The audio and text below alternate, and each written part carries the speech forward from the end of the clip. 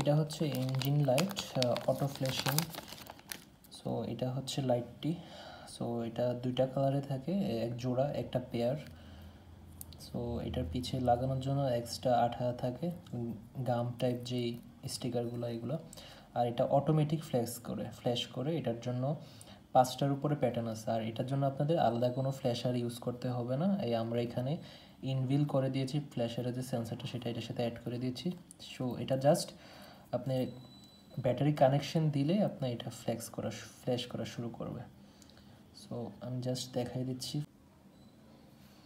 So এটা already battery connection দেওয়ার সাথে সাথে ফ্ল্যাশ করা শুরু করলো।